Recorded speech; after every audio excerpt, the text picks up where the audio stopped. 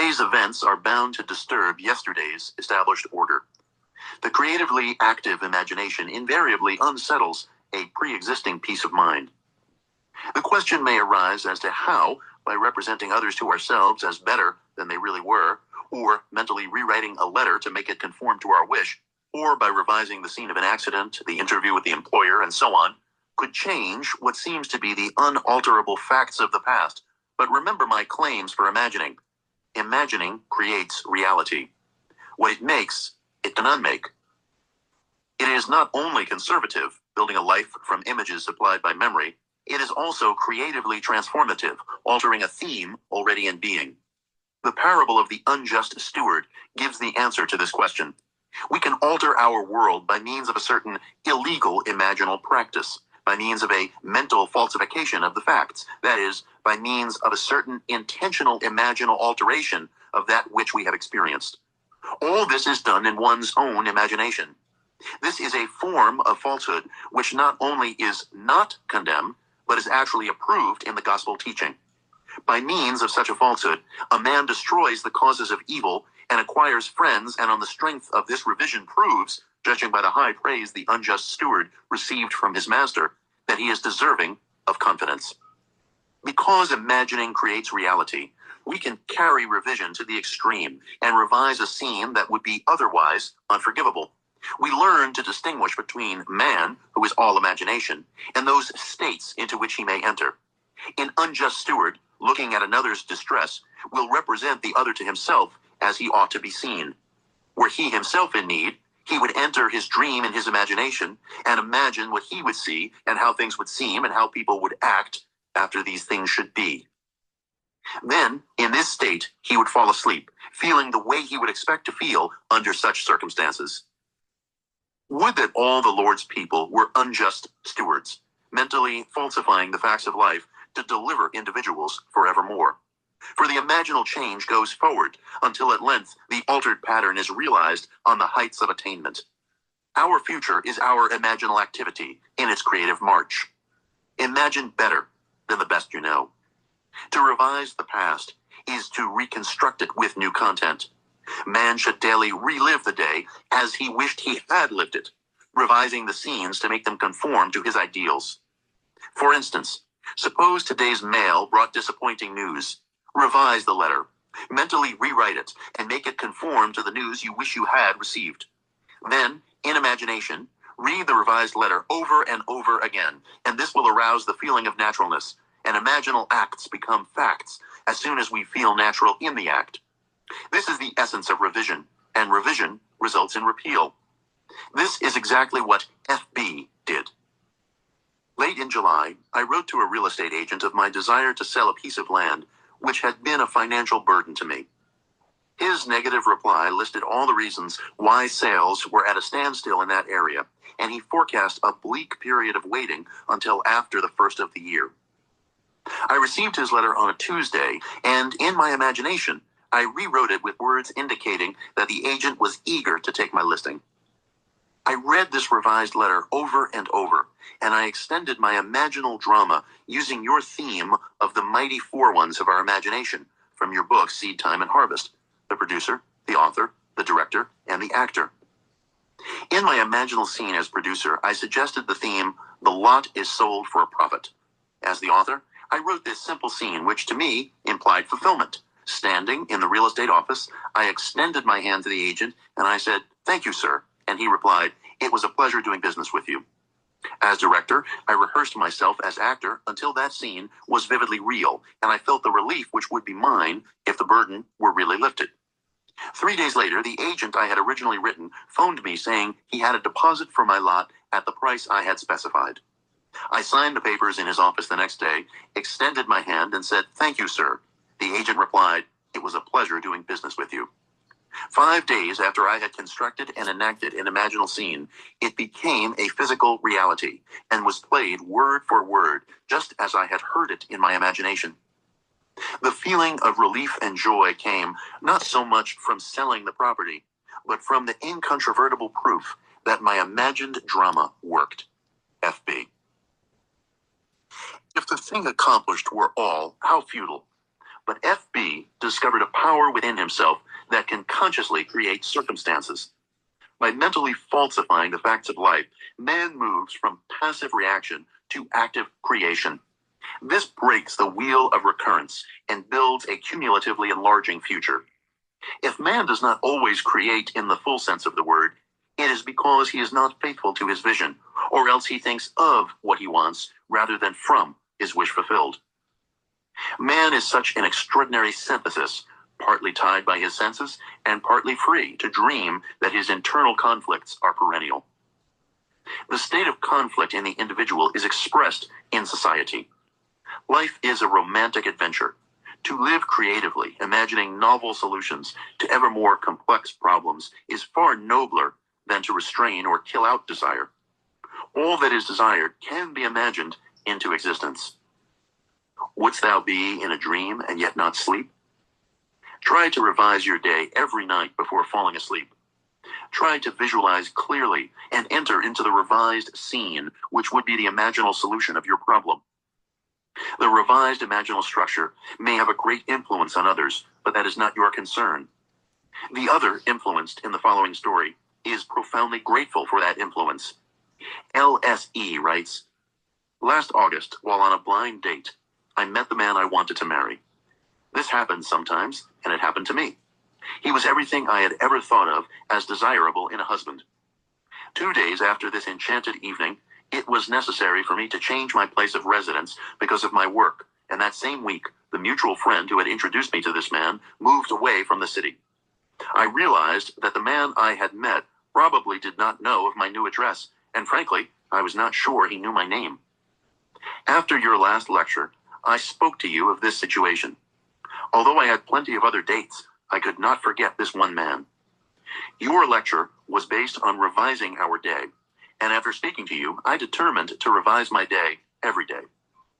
Before going to sleep that night, I felt I was in a different bed, in my home, as a married woman, and not as a single working girl sharing an apartment with 3 other girls. I twisted an imaginary wedding band on my imaginary left hand, saying over and over to myself, 'This is wonderful. I really am Mrs. J.E.' And I fell asleep in what was, a moment before, a waking dream. I repeated this imaginary scene for 1 month, night after night. The first week in October, he found me. On our second date, I knew my dreams were rightly placed. Your teaching tells us to live in the end of our desire until that desire becomes fact. So although I did not know how he felt toward me, I continued night after night, living in the feeling of my dream realized. The results? In November, he proposed. In January, we announced our engagement. And the following May, we were married. The loveliest part of it all, however, is that I am happier than I ever dreamed possible. And I know in my heart, he is too. Mrs. J.E. By using her imagination radically instead of conservatively, by building her world out of pure dreams of fancy rather than using images supplied by memory, she brought about the fulfillment of her dream. Common sense would have used images supplied by her memory and thereby perpetuated the fact of lack in her life. Imagination created what she desired out of a dream of fancy. Everyone must live wholly on the level of imagination, and it must be consciously and deliberately undertaken. Lovers and madmen have such seething brains, such shaping fantasies that apprehend more than cool reason over-comprehends. If our time of revision be well spent, we need not worry about results. Our fondest hopes will be realized. Art thou real, earth? Am I? In whose dream do we exist? There is no inevitable permanence in anything. Both past and present continue to exist only because they are sustained by imagining on some level or other, and a radical transformation of life is always possible by man revising the undesirable part of it. In his letter, Mr. R.S. questions this subject of influence. During your current series of lectures, trouble developed with collections on one of my trust deeds. The security, a house and lot, was neglected and run down. The owners were apparently spending their money in bars, while their 2 little girls, aged 9 and 11, were noticeably uncared for. However, forgetting circumstances, I began to revise the situation. In my imagination, I drove my wife past the property and said to her, Isn't that yard beautiful? It's so neat and well cared for. Those people really show their love for their home. This is one trust deed we will never have to worry about. I would see the house and lot as I wanted to see it. A place so lovely it gave me a warm glow of pleasure. Every time the thought of this property came to me, I repeated my imaginal scene. After I had been practicing this revision for some time, the woman who lived in the house had an automobile accident. While she was in the hospital, her husband disappeared.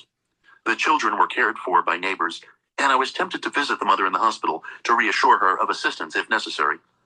But how could I, when my imaginary scene implied that she and her family were happy, successful, and obviously contented? So I did nothing but my daily revision.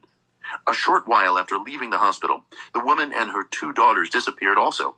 Payments were sent in on the property, and a few months later she reappeared with a wedding certificate and a new husband. At this writing, all payments are right up to date. The 2 little girls are obviously happy and well cared for, and a room has been added to the property by the owners, giving our trustee additional security. It was mighty nice to solve my problem without threats, unkind words, eviction, or worry about the little girls. But was there something in my imagining that sent that woman to the hospital? R.S.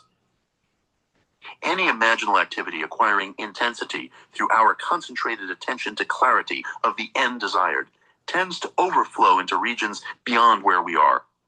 But we must leave it to take care of such imaginal activity itself. It is marvelously resourceful in adapting and adjusting means to realize itself. Once we think in terms of influence rather than of clarity of the end desired, the effort of imagination becomes an effort of will, and the great art of imagining is perverted into tyranny.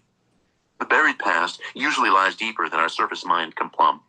But fortunately for this lady, she remembered and proved that the made past can also be unmade through revision. For 39 years, I had suffered from a weak back. The pain would increase and decrease, but would never leave completely.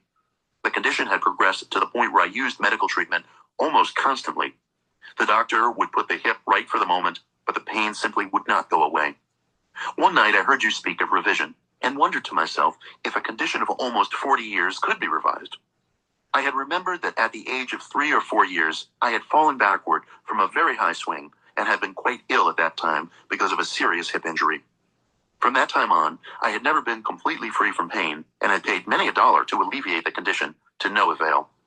This year, during the month of August, the pain had become more intense, and one night I decided to test myself and attempt to revise that ancient accident which had been the cause of so much distress in pain and costly medical fees most of my adult life. Many nights passed before I could feel myself back to the age of childhood play, but I succeeded. One night, I actually felt myself on that swing, feeling the rush of wind as the swing rose higher and higher. As the swing slowed down, I jumped forward, landing solidly and easily on my feet. In the imaginal action, I ran to my mother and insisted that she come watch what I could do. I did it again, jumping down from the swing and landing safely on my 2 feet. I repeated this imaginal act over and over until I fell asleep in the doing of it. Within 2 days, the pain in my back and hip began to recede, and within 2 months, pain no longer existed for me. A condition that had plagued me for more than 39 years, that had cost a small fortune in attempted cure, was no more. L.H. It is to the pruning shears of revision that we owe our prime fruit. Man and his past are one continuous structure. This structure contains all of the past which has been conserved and still operates below the threshold of his senses to influence the present and the future of his life. The whole is carrying all of its contents with it. Any alteration of content will result in an alteration of the present and the future. The first act of correction or cure is always revise. If the past can be recreated into the present, so can the revised past. And thus, the revised past appears within the very heart of her present life. Not fate, but a revised past brought her good fortune. Make results and accomplishment the crucial test of true imagination, and your confidence in the power of imagination to create reality will grow gradually from your experiments with revision confronted by experience. Only by this process of experiment can you realize the potential power of your awakened and controlled imagination. "How much do you owe my master?" he said. 100 measures of oil. And he said to him, Take your bill and sit down quickly and write 50. This parable of the unjust steward urges us to mentally falsify the facts of life, to alter a theme already in being. By means of such imaginative falsehoods, a man acquires friends. As each day falls, mentally revise the facts of life and make them conform to events well worthy of recall.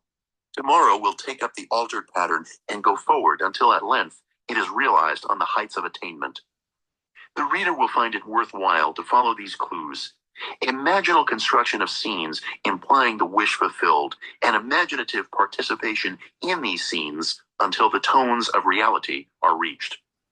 We are dealing with the secret of imagining, in which man is seen awakening into a world completely subject to his imaginative power. Man can understand recurrence of events well enough, the building of a world from images supplied by memory, things remaining as they are. This gives him a sense of security in the stability of things. However, the presence within him of a power which awakens and becomes what it wills, radically changing its form, its environment, and the circumstances of life, inspires in him a feeling of insecurity, a dreadful fear of the future. Now, it is high time to awake out of sleep and put an end to all the unlovely creations of sleeping man. Revise each day. Let your strong imagination turn the great wheel backward until Troy unburn.